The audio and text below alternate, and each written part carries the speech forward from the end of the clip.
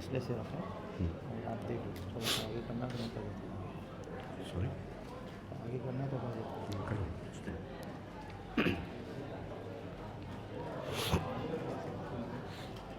صلوات علی محمد و آل محمد.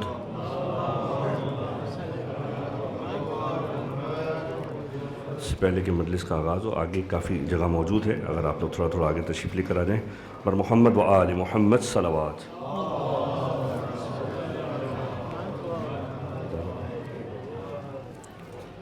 اعوذ باللہ من الشیطان الرجیم. بسم اللہ الرحمن الرحیم. الحمد للہ رب العالمین. الحمد للہ کما ہوا اہلہ. الحمد للہ من اول الدنیا الى فنائها ومن الآخرة الى بقائها. الصلاة والسلام على أشرف الأنبياء والمرسلين سيدنا ونبينا أبي القاسم محمد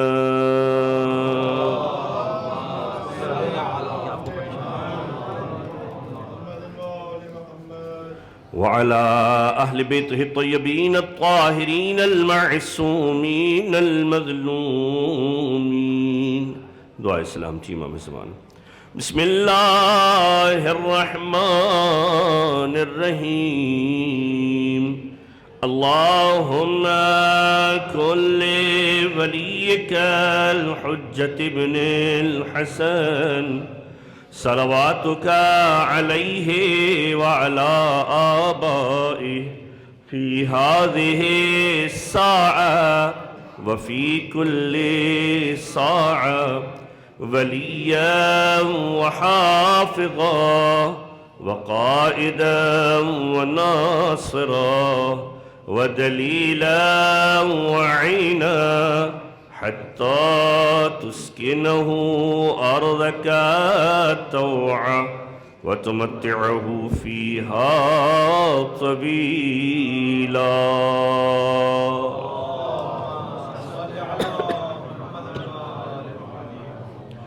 اللهم صل على محمد وآل محمد. اللهم ارزقنا في الدنيا زيارة الحسين وفي الآخرة شفاعة الحسين واشرنا يوم القيامة تحت لواء الحسين وادخلنا الجنة من باب الحسين وجعلنا من الباكين في عزاء الحسين وجعلنا في كل عام وفي كل شهر وفي كل يوم وفي كل ساعة وفي كل لحظة في زوار الحسين. اللهم صل على محمد وآل محمد. أما بعد فقد قال أبا الحسن علي بن موسى الرضا يا دعب من بكى أو أبكى على جدي الحسين غفر الله البتة. صلوات على محمد وعلى محمد.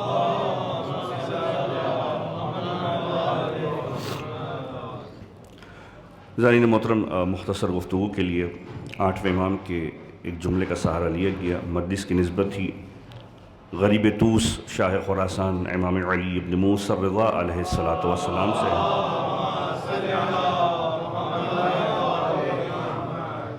لہذا مناسب سمجھا گیا کہ انہی کے ایک جملے کا سہارا لیا جائے اور جو سلسلہ عزا یا جو سلسلہ شعرگوئی شروع کیا گیا تھا ہمارے برادران کی طرف سے، اسی کے اندر ایک تعلیقہ لگا کر اس گفتگو کو آگے بڑھا دیا جائے کہ علم عباس یہ نشانی ہے خود ان محترم ہستیوں کی کہ جو حقدار تھے اس علم برداری کے. اور اس کے بعد یہ آنسو در حقیقت ہماری عزا کا وہ سلسلہ ہے کہ جو ہمیں خود آل محمد سے جوڑ دیا کرتا ہے.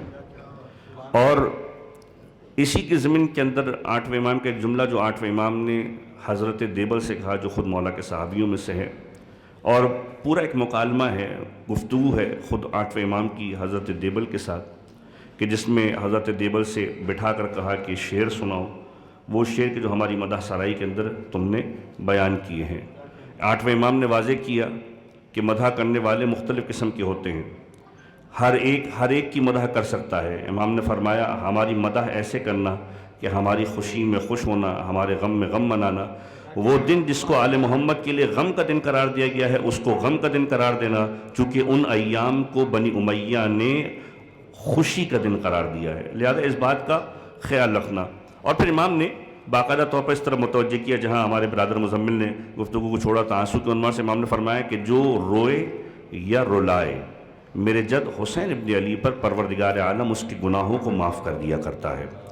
تو یہ 8ویں امام کا جملہ ہے کہ جو 8ویں امام نے خود سید الشہداء کے بارے میں کہا۔ کربلا اور 8ویں امام کا ایک خاص گہرا ربط ہے، ایک خاص تعلق ہے، یعنی اگر یہ کہا جائے کہ ولا کا تعلق بھی 8ویں امام کے ساتھ بہت گہرا ہے، جو تو ہر امام کے ساتھ ہی ہے لیکن 8ویں امام کے ساتھ ایک خاص ربط ہے اس کا، اور عزا کا تعلق بھی 8ویں امام کے ساتھ ایک گہرا ربط ہے کہ یہی سلسلہ عزا ہے کہ جس کے بارے میں، یہی گریہ ہے کہ جس کے بارے میں امام ریان ابن شبیب کو کہتے ہیں۔ پہلی محرم کا دن ہے، ریان مولا سے ملاقات کے لیے آتے ہیں، اور جب مولا سے ملاقات کے لیے آتے ہیں تو اس کے بعد مولا کو دیکھتے ہیں، دیکھا مولا کے گھرانے کی کیفیت یہ ہے کہ ہر ایک غمزدہ ہے، ہر ایک حزن کے عالم میں مبتلا ہے۔ 8ویں امام نے سوال کیا ہے ریان تمہیں معلوم ہے آج کون سا دن ہے؟ کہا مولا آج پہلی محرم کا دن ہے۔ کہ یہ مہینہ محرم کا مہینہ ہے۔ امام نے فرمایا یہ مہینہ وہ مہینہ ہے کہ جو قدیم زمانے کے اندر بھی احترام کی نگاہ سے دیکھا جاتا تھا، قتل و غارت گری نہیں ہوتی تھی، جنگ و جدال نہیں ہوتا تھا، لیکن اے ریان لوگوں نے اس زمانے جاہلیت کے ریت اور رسم کی بھی پاسداری نہ کی، اور اس مہینے کے اندر ہمارے جد کو کربلا کے میدان میں 3 دن کا بھوکا پیاسا شہید کیا۔ اور اس کے بعد امام نے یہ جملہ کہا کہ اے ریان ابن شبیب، یا ریان ابن شبیب ان کنت باکیا فابکی للحسین، یاد رکھو کائنات میں اگر سزاوار ہے کسی کے لیے رونا تو حسین ابن علی کے لیے ہے، لہذا حسین ابن علی پر گریہ کرتے رہنا۔ اور یہی انداز امام کا اپنے اصحاب کے ساتھ ہے۔ حضرت دیبل کا جو میں نے تذکرہ کیا، 8ویں امام نے بہت خوبصورت انداز سے حضرت دیبل کو مختلف جملوں کے ذریعے سے پیغام دیا، در حقیقت ہمیں پیغام دیا، اور مولا نے کہا کہ اے دیبل یاد رکھو جب تک زندہ رہو ہمارے ان مرثیوں کو پڑھتے رہنا، یہ میراث حسین ہے، ان مرثیوں کو پڑھتا رہنا، حسین ابن علی کا ذکر کرتا رہنا جب تک زندہ ہو، جب تک خدا نے تمہیں زندگی دی ہے اسے چھوڑنا نہیں ہو، ولا تقصر اور تقصیر نہ کرنا، ان مجلسنا ہماری مجلس میں کسی قسم کی کوتاہی یا کمی کرنے کی کوشش نہیں کرنا، فانت ناصر تم ہماری نصرت کرنے والے ہو۔ مولا نے بتایا کہ جب کوئی گریہ کرتا ہے، جب کوئی ذکر حسین ابن علی کرتا ہے، در حقیقت وہ نصرت حسین ابن علی کیا کرتا ہے۔ اسی لیے تو چھٹے امام کا جملہ ملتا ہے کہ جب کسی راوی نے آ کر مولا سے سوال کیا، ایک جملہ جو ہمارے یہاں اکثر و بیشتر معاشرے کے اندر رائج ہے کہ ہمیں ناصر حسین بننا ہے، کس انداز سے بننا ہے؟ یہ دنیا کی مختلف سرگرمیوں میں جا کے ناصر حسین نہیں بن سکتے، اپنے آپ کو امام حسین سے جوڑ کر ناصر حسین بنیے کہ امام جعفر صادق علیہ السلام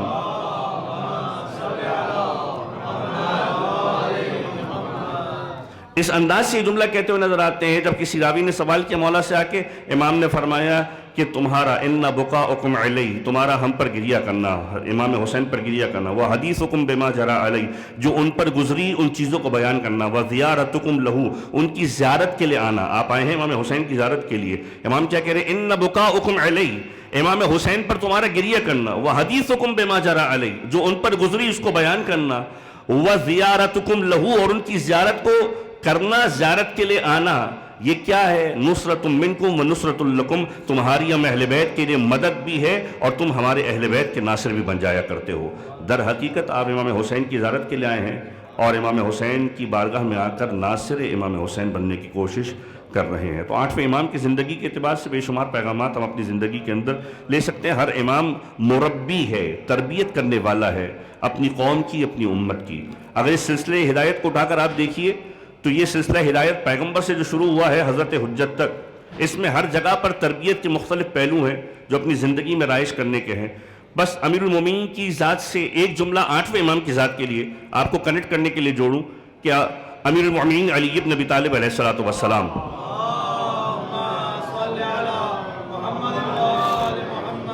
کوئی بہت طویل گفتگو نہیں کرنی لیکن صرف جوڑنا ہے 8ویں امام کی ذات تک کہ ہم یہ جملہ جو اکثر و بیشتر سنتے ہیں 8ویں امام کے اعتبار سے، جب امام نیشا پور آئے تو امام نے نیشاپور میں داخل ہونے کے بعد بے شمار لوگوں کا مجمع، ہزاروں کا مجمع، بعض مورخین نے لکھا 40,000 افراد فقط کاغذ و قلم لے کر کھڑے ہوئے تھے کہ امام کوئی جملہ کہیں اور وہ محفوظ کر لیں۔ امام جب داخل ہوئے، امام کی سواری کا پردہ امام نے ہٹایا اور یہ جملہ کہا کلمۃ لا الہ الا اللہ کلمۃ لا الہ الا اللہ حسنی، اس سے پہلے کہ قولوا لا الہ الا اللہ تفلحوا، لا الہ الا اللہ پڑھو فلاح پا جاؤ۔ امام نے جملہ کہا، لوگوں نے محفوظ کیا، امام کی سواری آگے بڑھی، لوگوں کا اصرار بڑھا کہ فرزند رسول کچھ اور عطا ہو جائے۔ امام نے ایک مرتبہ دوبارہ جملہ کہا کلمۃ لا الہ الا اللہ حسنی، پہلے کہا لا الہ الا اللہ پڑھو فلاح پا جاؤ، پھر کہی جو لا الہ الا اللہ کا کلمہ ہے یہ کیا ہے؟ یہ قلعہ ہے، ہمارا قلعہ ہے۔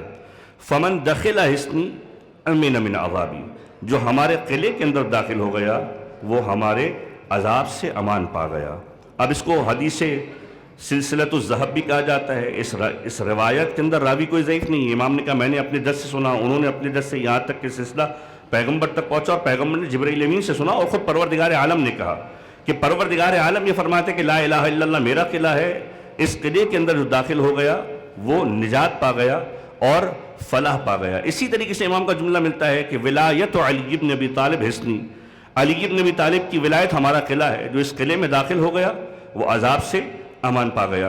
اب 8ویں امام یہ پیغام دیتے ہوئے آگے بڑھتے ہیں اور اس کے بعد جب لوگوں کا اصرار بڑھتا ہے مولا اور کچھ کہیے، تو امام یہ جملہ ارشاد فرماتے ہیں لیکن بشرطہا و شروطہا، لیکن یاد رکھو اس توحید کی بھی شرط ہے۔ بات ہو رہی کلمہ لا الہ الا اللہ کی، اس توحید کی بھی شرط ہے، اور وہ شرط کیا ہے؟ وَنَحْنُ مِن شُرُوطِهَا، ہم آل محمد اس توحید کی شرط ہے۔ مولا کیا مطلب ہے؟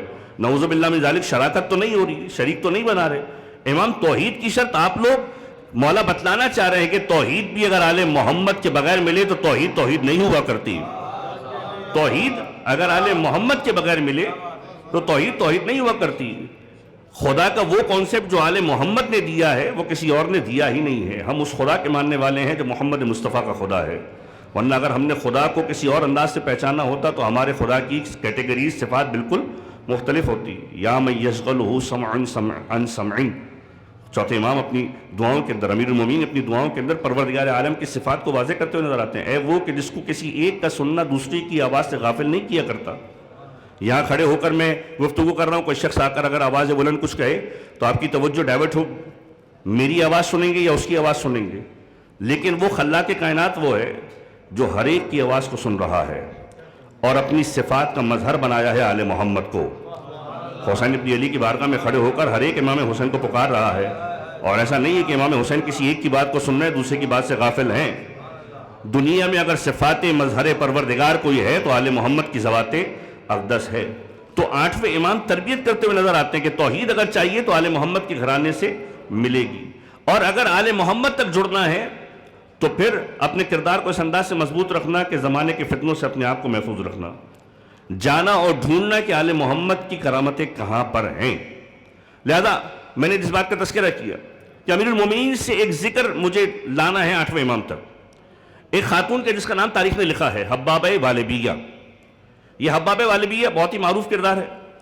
اس کے بارے میں امیر المومنین نے یہ ارشاد فرمایا کہ جب حضرت حجت ظہور فرمائیں گے تو حضرت حجت کے ظہور کے بعد کچھ مستورات ہیں جو امام کی نصرت کے لیے تشریف لے کر آئیں گی، کچھ خواتین ہیں جو امام زمانہ کی نصرت کے لیے، اور پھر وجہ بھی بتائی کہ امام زمانہ کی نصرت کیسے کریں گی کہ جب امام زمانہ کی فوج تیار ہوگی، امام زمانہ عدل و انصاف کو قائم کریں گے تو امام زمانہ کے خیمے کے اندر تیمارداری کے لیے، لوگوں کی خدمت کے لیے یہ خواتین اویلیبل ہوں گی، جس میں مختلف نام تذکرہ کیے۔ ام خالد جہنیہ ایک نام تاریخ نے لکھا ہے، حضرت ام ایمن جو امیر المومنین کی خانوادے سے تعلق رکھتی ہیں، اسی طریقے سے حبابہ والبیہ۔ حبابہ والبیہ وہ کردار ہے کہ جو امیر المومنین کی خدمت میں آتی ہے، اور کب آتی ہے؟ اس وقت آتی ہے کہ جب پیغمبر اس دنیا سے پردہ فرما گئے۔ مجھے ایک مرحلے تک لے کر جانا ہے تاکہ 8ویں امام کی ذات اقدس تک ہم جڑ سکیں۔ حبابہ والبیہ امیر المومنین کی خدمت میں آتی ہے، امیر المومنین کے پاس پہنچتی ہے، امیر المومنین سے سوال کرتی ہے کہ یا علی، پیغمبر کے اس دنیا سے پردہ فرمانے کے بعد بہت زیادہ پریشان ہوں، حیران ہوں کہ حجت خدا سے کیسے تعلق قائم رہے۔ یا علی، میرے لیے کوئی ایسا سبب فراہم کر کے جائیے کہ آپ کے بعد میں یا تو اس دنیا میں نہ رہوں، اور اگر اس دنیا میں رہوں تو پھر اے میرے مولا واقعہ میں چاہتی ہوں کہ راہ ہدایت سے جڑی رہوں اور اپنے زمانے کے امام کو پہچانتی رہوں اور میرا عقیدہ ذرا سا بھی متزلزل نہ ہو۔ امام نے حباب والبیہ کو دیکھا اور ایک جملہ کہا کہ حبابہ، خدا نے تجھے بڑی طویل زندگی دی ہے، تو میرے بعد میری 8 حجتوں کا مشاہدہ کرنے والی ہے، میرے بعد میری 8 حجتوں کا مشاہدہ کرنے والی ہے۔ مجھے معلوم ہے تو کس لیے آئی ہے؟ کہ مولا آپ کو کیسے معلوم؟ کہ مجھے معلوم ہے تو مجھ سے وہ مہر لینے کے لیے آئی ہے کہ جو مہر امامت ہے، تاکہ تصدیق کر سک کہ جو پیغمبر خدا کے بعد ہے وہ مہر امامت ثبت کر کے دیتا ہے یا نہیں دیتا۔ امام نے ایک پتھر لیا اور اس پتھر کے اوپر اپنی مہر امامت کو ثبت کیا، اور امام نے مہر امامت کو ثبت کرنے کے بعد کہا اے حبابہ اس پتھر کو اپنے پاس رکھ لے۔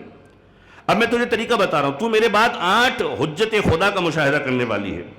جب بھی کسی قسم کی پریشانی اور حیرت کے اندر مبتلا ہونا، اپنے زمانے کی حجت کے پاس جانا، وہ حجت تجھے خود پہچانے گا، وہ حجت اس پتھر کے اوپر مہر امامت کو ثبت کرے گا، اس کی مہر ویسی ہی ہوگی جیسے میری مہر ہوگی۔ حبابہ نے اس بات کو دامن سے مان لیا، اور پھر مولا نے ایک جملہ ارشاد فرمایا جو کہ 8ویں امام سے تعلق ہے اس گفتگو کا، کہ امام نے فرمایا کہ اے حبابہ، ہر ایک زمانے کے اندر اس زمانے کی حجت کو مشاہدہ کرے گی، لیکن جب یاد رکھنا میرے بیٹے علی ابن موسیٰ الرضا کی بارگاہ میں تو پہنچے گی تو نہ فقط مہر امامت کا مشاہدہ کرے گی بلکہ وہ تیرے ساتھ عظیم معجزے کو رونما کرے گا، عظیم معجزے کو رونما کرے گا۔ اور معجزہ دکھلانے کے بعد اے حبابہ، تو اتنی لمبی زندگی پانے کے بعد اس کے زمانے میں دنیا سے رخصت ہوگی، وہ تیری نماز جنازہ پڑھائے گا۔ حباب والبیہ یہ کہتی ہے امیر المومنین کی بارگاہ سے میں نے اس مہر امامت کو لیا، اور مہر امامت کو لینے کے بعد اب میں ہر دور کے اندر اپنے زمانے کی حجتوں کے پاس پہنچتی رہی۔ کہنے لگی میری خواہش تو یہ تھی کہ پروردگار علی سے پہلے مجھے دنیا سے اٹھا لیتا، لیکن یہ خدا کی مشیت تھی کہ پروردگار عالم نے مجھے زندہ رکھا، اور جب علی کہہ چکے تھے کہ 8 حجتوں کو دیکھنا ہے تو میرا یقین تو اور مسمم ہو گیا کہ جب علی کہہ رہا ہے کہ میں زندہ رہنے والی ہوں تو خدا مجھے زندہ رکھے گا۔ جب علی کہہ کر گیا ہے کہ مجھے خدا زندہ رکھے گا تو میں زندہ رہوں گی۔ امام حسن کا دورہ ہے، امام حسن کی خدمت میں آتی ہے، جب امام حسن کی خدمت میں آتی امام نے مہر امامت کو اسی پتھر پہ ثبت کیا۔ سید الشہداء کی بارگاہ میں آئی، سید الشہداء نے مہر امامت کو اسی پتھر کے اوپر ثبت کیا، یہاں تک کہ چوتھے امام امام علی بن الحسین زین العابدین علیہ الصلوۃ والسلام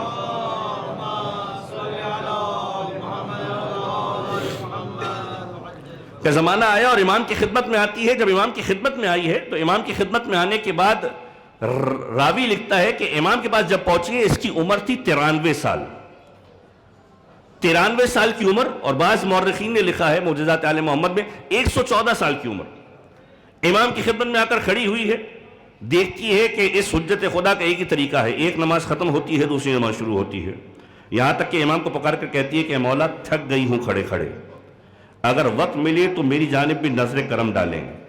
امام نے نماز کو مکمل کیا ہے اور ایک مرتبہ جملہ کہا ہے کہ اے حبابہ کیا مسئلہ ہے؟ کہ مولا بہت بوڑھی ہو چکی ہوں، مولا بہت بوڑھی ہو چکی ہوں، اب کھڑا نہیں رہا جاتا، اب کیفیت یہ ہے کہ مجھ سے برداشت نہیں ہوتی چیزیں۔ امام نے کہا کس نے کہا تو بوڑھی ہے؟ ولایت اہل بیت، ہم ولایت کی بات کرتے ہیں، پہلے آل محمد کی ولایت کو تو سمجھنے کی کوشش کریں۔ امام زمانہ جب ہم کہتے ہیں حضرت حجت کو تو اس کا مطلب یہ ہے کہ زمانے کی ہر چیز کا تصرف حضرت حجت کے ہاتھ میں ہے، زمانہ رک جائے، زمانہ بدل جائے، ہر چیز پر گرفت حضرت حجت کی ہے، اور ہر زمانے کا امام اس تصرف کو رکھتا ہے۔ اور جب امام نے کہا کس نے کہا تو بوڑھی ہو گئی ہے، امام کے لبوں سے جملہ نکلا، حبابہ محسوس کرتی ہے کہ بڑھاپا تو زائل ہو چکا ہے۔ معجزہ دکھایا چوتھے امام نے بھی۔ اور جب حبابہ نے کہا کہ مولا میں آپ کے پاس آئی تھی، مولا نے کہا مجھے معلوم ہے تو کس لیے آئی ہے، وہ پتھر دکھا کہ جو ہمارے جد نے تجھے دیا تھا۔ امام نے مہر امامت کو ثبت کیا ہے، اور مہر امامت کو ثبت کرنے کے بعد حبابہ کے سپرد کیا ہے۔ اب روایتیں کہتی ہیں کہ یہ حبابہ، اب یہاں سے ایک اور چیپٹر کھلتا ہے، ولایت اہل بیت کیا ہے، تصرفات اہل بیت کیا ہے۔ یہی سوال چوتھے امام سے، بارہا آپ سنتے ہیں، صرف ایک تذکرہ کرتے ہوئے آگے گزر جاؤں کہ یہی سوال چوتھے امام سے ابو حمزہ سمالی نے آ کر کیا۔ راوی وہ ہے جو ضعیف نہیں ہے، کتب تواریخ کے اندر نام اور تذکرہ باقاعدہ طور پر درج ہے، کہ امام یہ بتائیے کہ کیا آل محمد مردوں کو زندگی دے سکتے ہیں؟ سوال ایسا ہے کہ اگر بعد نظر میں کوئی شخص اس سوال پر نگاہ کرے تو پہلی بات یہ آئے گی کہ غلو ہو رہا ہے۔ تو سوال یہ کہ اگر اس جملے پر مجھے غالی ہونے کا لیبل لگا دیا جائے تو سب سے پہلے ابو حمزہ سمالی اس فہرست میں کھڑے ہوں گے۔ سوال ان کا ہے، جواب ان کو ملا ہے، امام سے سوال بھی انہوں نے کیا ہے کہ مولا کیا آل محمد مردوں کو زندگی دے سکتے ہیں؟ پھر دوسرا سوال ہے کہ مولا یہ بتائیے کیا آل محمد مادر زاد نابیناؤں کو بینائی دے سکتے ہیں؟ تیسرا سوال، علامہ ہاشم بہرانی نے اس پوری روایت کو درج کیا ہے، تیسرا سوال مولا یہ بتلائیے کہ کیا آل محمد پروردگار عالم نے کیا انہیں یہ شرف دیا ہے کہ وہ مبروس کو شفایابی دے دیں، کہ وہ لوگ کہ جن کو اپنی جسم کے اوپر، اپنی جلد کے اوپر ایک دھبے نمودار ہوتے ہیں، کیا مولا شفا دے سکتے ہیں؟ اب یہ سوال کون کر رہا ہے؟ ابو حمزہ صومالی. اور چوتھے امام نے ایک مرتبہ ابو حمزہ صومالی کو پکار کر کہا کہ ابو حمزہ صومالی یاد رکھو پروردگار عالم نے ہر نبی کو معجزہ عطا کیا، ہر دور کی ضرورت کے اعتبار سے اس زمانے کا معجزہ ہوا کرتا تھا، اور ہر دور کے معجزے مختلف رہے. عیسیٰ کے دور میں مسیحائی کا زور تھا، پروردگار عالم نے عیسیٰ کو ایسا مسیحا بنایا کہ عیسیٰ جیسا کوئی نہ تھا. موسیٰ کے دور میں جادو کا زور تھا، پروردگار عالم نے عصائے موسیٰ اور ید بیضا ایسا دیا کہ موسیٰ کا مقابلہ کرنے والا کوئی نہیں تھا. سلیمان کے زمانے کے اندر تصرف اور قدرت اور طاقت کا زور تھا، پروردگار عالم نے سلیمان کو ایسی قدرت عطا کی جو کائنات میں کسی کو عطا نہیں کی. یہاں تک کہ ہمارے جد محمد مصطفیٰ صلی اللہ علیہ وآلہ وسلم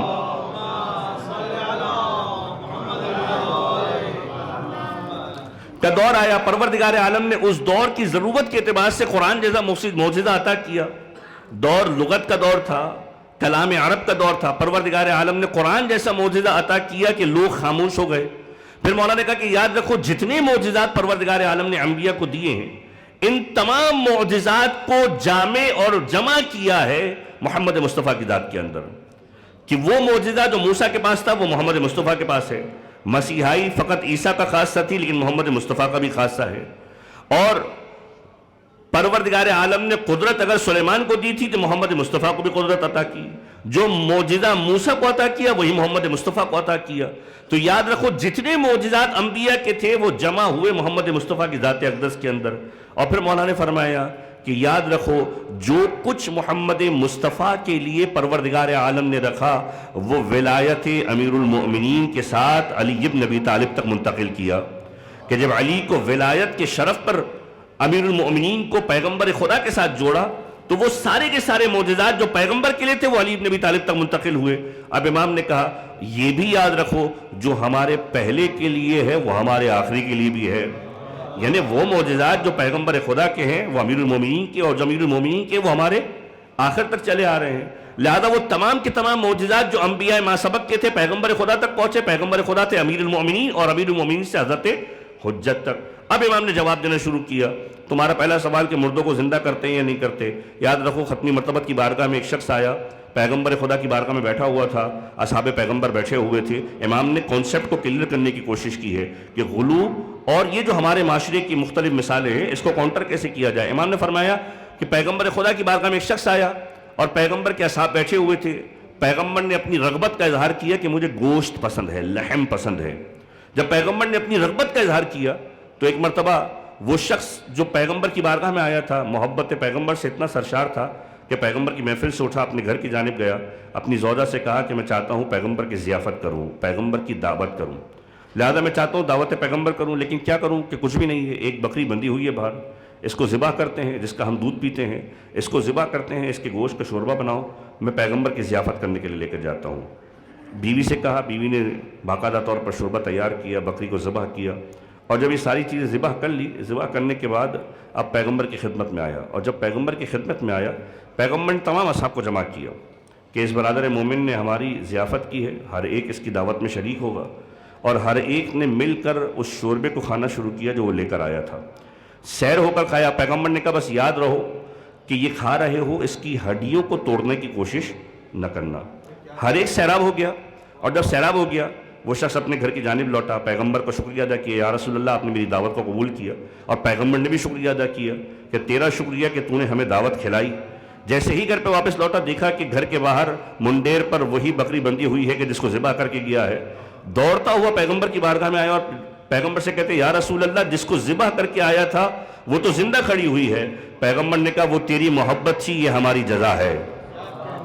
وہ تیری محبت تھی، یہ ہماری جزا ہے. اس کے بعد امام زین العابدین نے اپنے اصحاب کے ساتھ موجود رہ کر، سامنے ایک ہرن کھڑا ہوا تھا، کہا اس ہرن کو ذبح کرو، اس کی بھی ضیافت کرو، اور وہی معجزہ دکھاؤں گا جو میرے جد نے دکھایا تھا، تاکہ تمہارے لیے ثابت ہو جائے جو معجزہ محمد مصطفیٰ کے لیے ہے وہ ہمارے لیے بھی ہے۔ امام نے ویسے ہی معجزہ دکھلایا، لوگوں نے سیراب ہو کر کھایا۔ پھر امام نے ہاتھوں کو بلند کیا اور کہا پروردگارا ہم تیرے بندے ہیں، تیری بارگاہ میں دعا کرتے ہیں، پروردگارا وہ حق جو ہمارا تجھ پر ہے۔ ہم کہتے ہیں پروردگار تیرا حق ہم پر ہے، امام کیا کہتے ہیں پروردگار وہ حق جو ہمارا تجھ پر ہے، پروردگار اس حق کے صدقے میں اس کو زندگی عطا فرما۔ فرمایا آل محمد زندہ کرتے ہیں پروردگار عالم کی دی ہوئی قدرت کے سبب سے۔ اور اس کے بعد پھر دوسرا معجزہ دکھایا۔ حباب والبیہ جب آئی تو حباب والبیہ نے کہا مولا بوڑھی ہوں، مولا نے کہا کہاں بوڑھی ہے، جوانی محسوس کرنے لگی۔ پھر کہنے لگی مولا جب اتنا کرم کیا ہے تو ایک کرم اور کر دیجئے، میرے جسم پر برس کے دھبے ہیں، لوگ میرے قریب نہیں بیٹھتے، مجھے اچھوت سمجھتے ہیں، میرے قریب نہیں آتے، مجھ سے گفتگو نہیں کرتے۔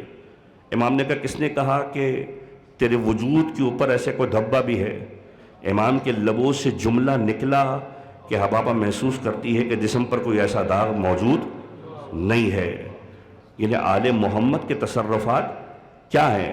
اب یہ سلسلہ پہنچا 8ویں امام تک۔ حبابہ کہتی ہے میں 4تھے امام کے پاس سے نکلی، 5ویں امام کا دور آیا، 5ویں امام کے دور پہ 5ویں امام کے پاس گئی، 5ویں امام نے مہر امامت کو سپت کیا پتھر کے اوپر، 6ٹھے امام کے پاس گئی، 6ٹھے امام نے ایسا کیا، 7ویں امام کے پاس گئی، 7ویں امام نے بھی ایسا کیا۔ اب یہ کہتی ہے میں 8ویں امام کے پاس آئی، اور جب 8ویں امام کے پاس آئی اب خود آپ عمر کا اندازہ لگائیے کہ جو 4تھے امام کی زندگی کے اندر 114 سال کی ہو، یعنی 4تھے امام کی حد اقل اگر زندگی 95 سنہ ہجری کے اندر مولا کی شہادت ہوئی ہے تو 114 اور اس کے بعد کم و بیش 90 سال کا اور عرصہ، یعنی 200 سال کے لگ بھگ اس کی عمر ہے۔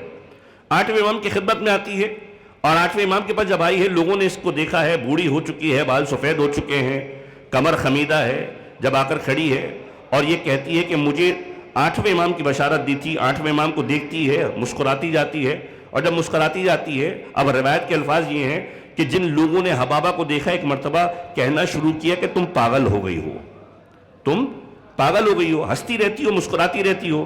جب 8ویں امام نے دیکھا، امام نے اپنے اصحاب کو مخاطب کر کے کہا کہ کون کہتا ہے کہ حبابہ پاگل ہو گئی ہے؟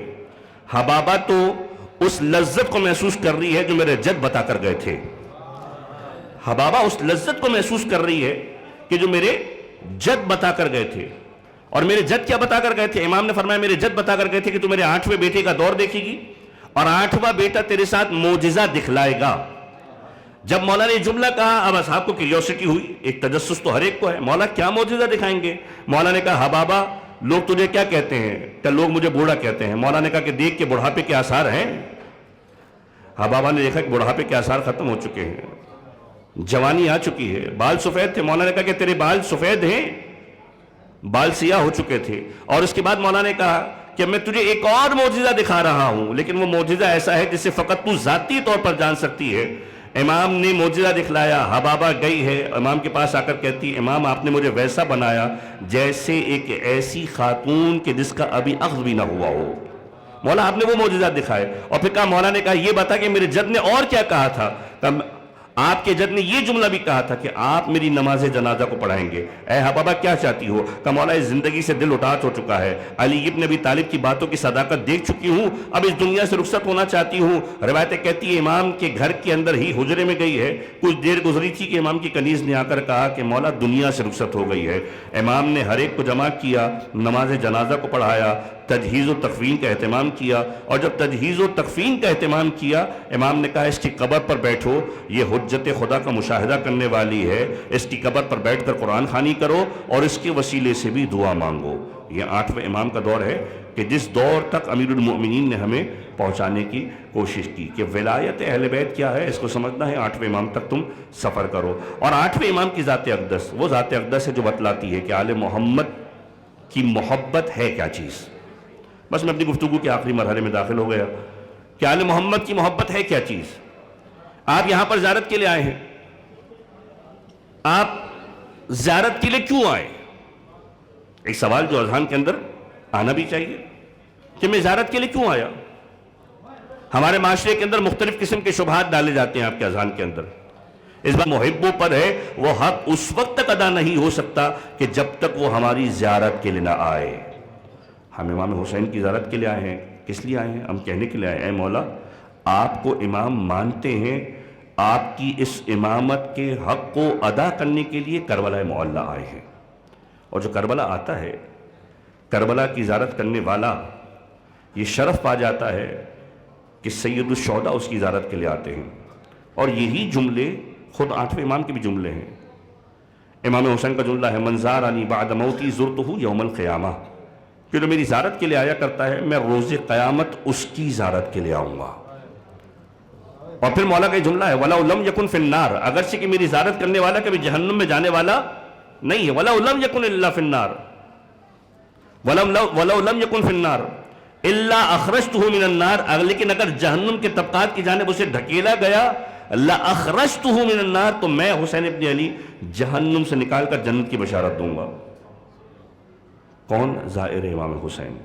اور 8ویں امام کا جملہ بھی یہ ہے، دابل کے پاس، دابل مولا کے پاس بیٹھے ہوئے ہیں، مولا کے سامنے مرثیہ پڑھ رہے ہیں، مولا باقاعدہ طور پر دابل سے کہہ رہے ہیں کہ اے دابل یاد رکھو اس مجلس کے اندر، اس ذکر کے اندر کبھی تقصیر نہ کرنا، کوئی کوتاہی نہ کرنا، ہمارے جد کے لیے مرثیہ کہتے رہنا، ہمارے جد کا ذکر کرتے رہنا۔ اور جب دابل نے امام کے سامنے 8ویں امام کا تذکرہ کیا کہ ایک قبر ایسی ہے بغداد کے اندر جو غربت کے عالم کے اندر ہے، جب یہ تذکرہ کیا 8ویں امام نے کہا کہ اے دابل کیا میں اس شعر کے اندر ایک اور چیز ایڈ کر دوں؟ دابل کہتے ہیں مولا عطا ہو۔ اور پھر مولا دابل کو کہتے ہیں کہ ایک قبر طوس میں بھی ہے جو انتہائی غربت کے عالم میں ہے، اور اس کی غربت کا یہ عالم ہے کہ لوگوں کے سینے کے اندر آگ بھڑک رہی ہے، اور یہ آگ اس وقت تک نہیں رکے گی کہ جب تک ہمارا قائم ظہور نہیں کرے گا۔ جب قائم ظہور کرے گا پروردگار عالم اس آگ کو ٹھنڈا کر دے گا۔ دابل کہتے ہیں مولا یہ کس کی قبر ہے جو طوس کے اندر ہے؟ کہا دابل یہ میری قبر ہے۔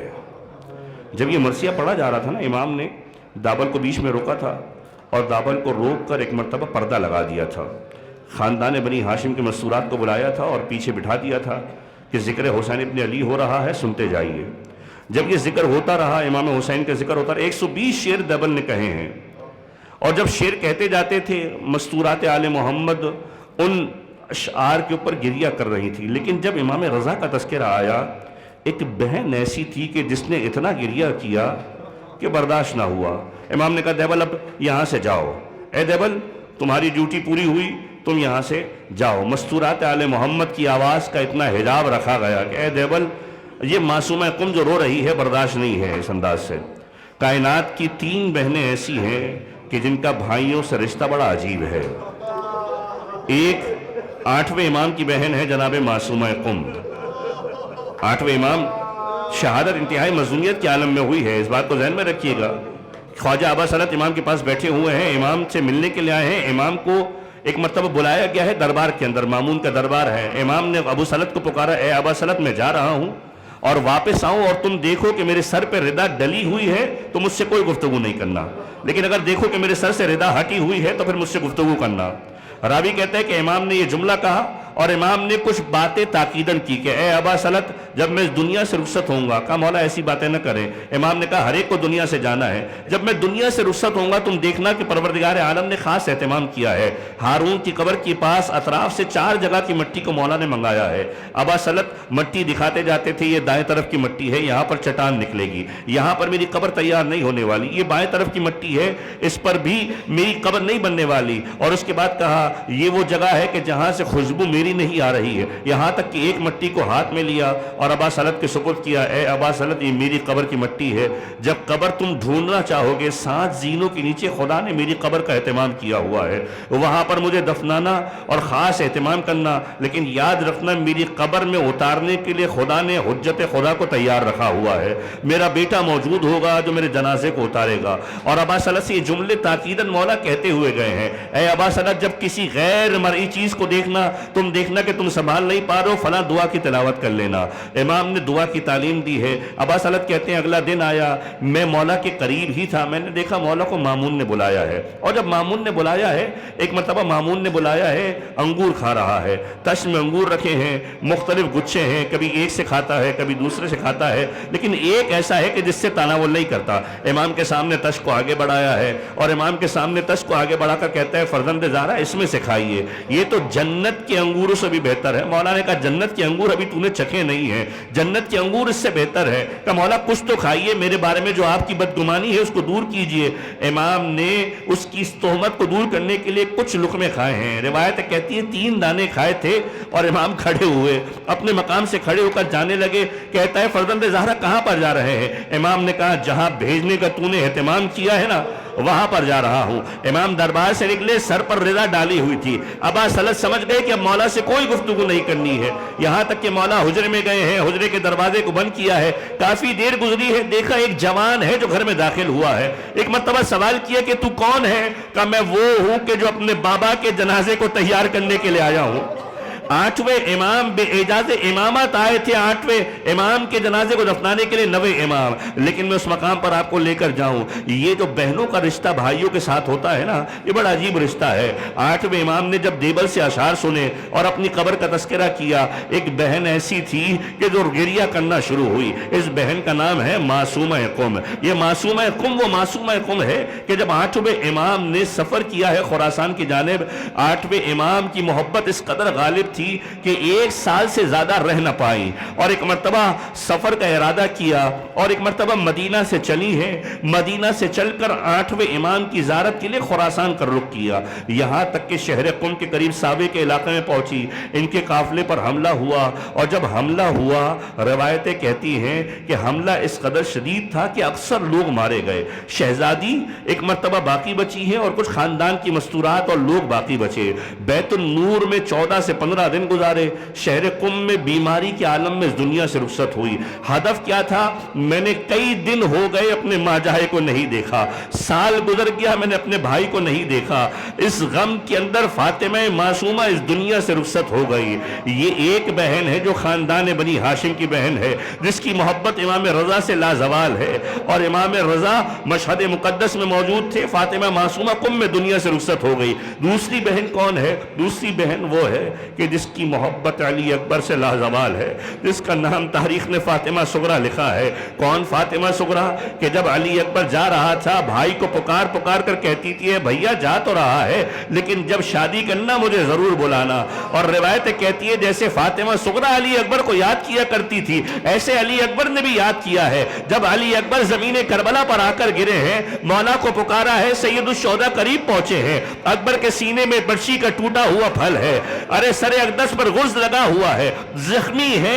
ایک مرتبہ سید الشہداء قریب پہنچے ہیں، آغوش میں لیا ہے علی اکبر کو، اے علی اکبر ہاتھوں کو آگے بڑھاؤ، باہوں کو آگے بڑھاؤ، تمہارا بابا تمہیں خیمے کی جانب لے کر جانا چاہتا ہے۔ علی اکبر کے سانسوں میں آخری رمق باقی ہے۔ اکبر اگر کوئی آخری خواہش ہو تو بتلا دو۔ اور اکبر پکارتے ہیں بابا میں چاہتا ہوں مدینے والی بہن کی زیارت کر لوں، میں چاہتا ہوں مدینے والی بہن کی زیارت کر لوں۔ اور جب اکبر نے یہ جملہ کہا ہے، سید الشہداء نے انگشتریوں کو سامنے رکھا ہے۔ ایک مرتبہ اکبر نے دیکھا ہے، کہا بابا مدینہ شہر نظر آتا ہے، فاطمہ صغرا نظر نہیں آتی۔ ایک مرتبہ پکارا، اے اکبر اب دیکھو کیا دیکھ رہے ہو؟ کہا بابا محلے بنی ہاشم نظر آ رہا ہے، فاطمہ صغرا نظر نہیں آتی۔ لیکن اب جو اکبر نے منظر دیکھا، ایک مرتبہ زاروں قطار رونا شروع کیا۔ کہا اکبر کیا دیکھ رہے ہو؟ کہا بابا مدینے کی گلیاں نظر آ رہی ہے، جن گلیوں سے گزرتے ہوئے میں نکلا تھا، ان گلیوں میں بیٹھ کر فاطمہ صغرا وہاں کی خاک اٹھاتی جاتی ہے، اپنے بالوں پر ڈالتی جاتی ہے،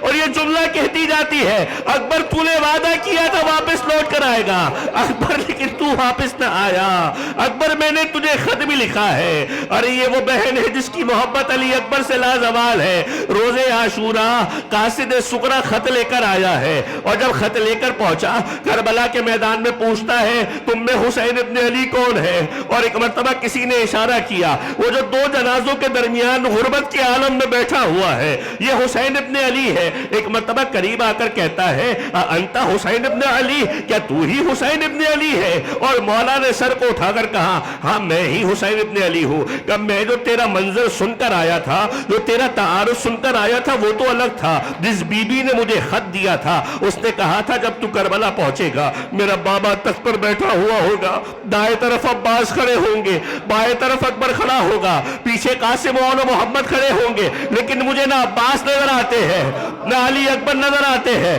نہ قاسم اور محمد نظر آتے ہیں۔ مولا نے کہا لا، ارے فاطمہ صغرا کا خط دے۔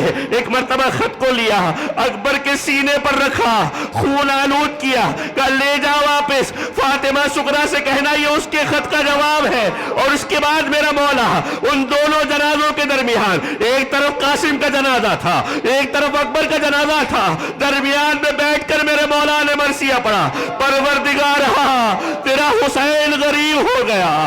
یہ فاطمہ صغرا کی علی اکبر سے محبت ہے، لیکن ایک بہن اور ہے جس بہن کا نام ہے زینب، جس بہن کا نام ہے زینب، جس نے حسین سے ایسے محبت کی ہے کہ زندگی کا کوئی دن حسین کو دیکھے بغیر نہیں گزارا ہے۔ اور حسین کی محبت بھی ایسی ہے، روایتیں کہتی ہیں جب مدینہ کے سفر سے نکلے ہیں مکہ آئے ہیں کتنے مراحل ایسے تھے جہاں زینب حسین سے جدا نہ ہوتی تھی، یہاں تک کہ مکہ کو عبور کیا ہے تو ایک مرتبہ مولا نے سواریوں کو روکا تھا اور مقام تنعیم پر روک کر کہا تھا اے عباس یہاں پر خیمہ لگا دو، میرا مہمان آ رہا ہے۔ اور جب خیمہ لگایا تو ایک مرتبہ پکار کر کہا عباس جاؤ زینب کو بلا کر لے کر آؤ اور کہو خیمے میں انتظار کرے۔ خیمے میں زینب بیٹھی ہوئی ہے، سوچ رہی ہے کون آ رہا ہے، سمجھ چکی ہے عبداللہ ابن جعفر تیار آ رہے ہیں، خیمے میں بیٹھی ہے اور یہ سوچ رہی ہے کہ عبداللہ آئیں گے تو کیا کہیں گے۔ لیکن جیسے ہی عبداللہ آئے، شہزادی اس سے پہلے کہ عبداللہ کچھ کہتے ہیں شہزادی نے جملہ کہا اے عبداللہ تم شوہر ہو، تمہاری اطاعت واجب ہے، اگر لے جانے کے لیے آئے ہو زینب تمہارے ساتھ چلی جائے گی، لیکن اتنا بتا دوں زینب زندہ نہ جائے گی، زینب کا لاشا تمہارے ساتھ جائے گا۔ اور عبداللہ نے ہاتھوں کو جوڑ کر کہا اے علی کی بیٹی، اے فاطمہ زہرا کی بیٹی، میں تو آپ کے جد کی سیرت پر عمل کرنے کے لیے آیا ہوں، اتنا بتانے کے لیے آیا ہوں، آپ کے جد سے سنا ہے جب سفر کرو سامان صدقہ ساتھ میں لے کر جاؤ۔ اے شہزادی میں سامان صدقہ ساتھ میں لے کر آیا ہوں، جب حسین پر وقت آ جائے ایک کو اپنی طرف سے قربان کر دینا، ایک کو میری طرف سے قربان کر دینا۔ اسی لیے زینب کبھی اول و محبت پر نہ روئی، اور جب بھی کسی نے تذکرہ کیا کہ ان پر رونے والا کوئی نہیں ہے، زینب نے ایک جملہ کہا میں نے ان دونوں کو حسین پر صدقہ کر دیا۔ لیکن یہ زینب کی محبت تھی، اے عبداللہ حسین کو چھوڑ کر نہ جاؤں گی، لیکن یہی بہن زینب تھی۔ روزے عاشورہ 70 قدم کا فاصلہ تھا، بہن در خیمہ پر کھڑی ہوئی تھی، دیکھ رہی تھی والشبر جالس علی صدرہ آخذ بلحیہ، شبر سینے پر بیٹھا ہوا تھا، داڑھی کو پکڑا ہوا تھا، خنجر چلا رہا تھا۔ زینب در خیمہ پر بیٹھ کر یہ جملہ کہہ رہی تھی اے شبر یہ فاطمہ زہرا کی گل کمائی ہے۔ خنجر چلتا رہا، حسین ذبح ہوتے رہے، جب مدینہ بھی پہنچی ہے ماں کی قبر پہ بھی مرثیہ پڑا اے ماں لوگ سفر سے واپس آتے ہیں تبرکات کو لایا کرتے ہیں، ہدایہ کو لایا کرتے ہیں، ہدیے لایا کرتے ہیں، اے مولا اے شہزادی اے مادر گرامی میں بھی کچھ لے کر آئی ہوں۔ کیا لے کر آئی ہوں؟ ایک مرتبہ حسین کا خون آلود کرتا بچھایا، اے ماں میں دیکھتی رہی، میرا سامنے میرا حسین ذبح ہوتا رہا، میں پکارتی رہی کوئی بچانے کو نہ آیا، میرا ماں جایا میرے سامنے ذبح۔ وَسَيَعْلَمُ الَّذِينَ ظَلَمُوا عَلَى مُحَمَّدٍ أَيَّ مُنْقَلِبٍ يَنْقَلِبُونَ۔ ماتم حسین یا حسین یا حسین۔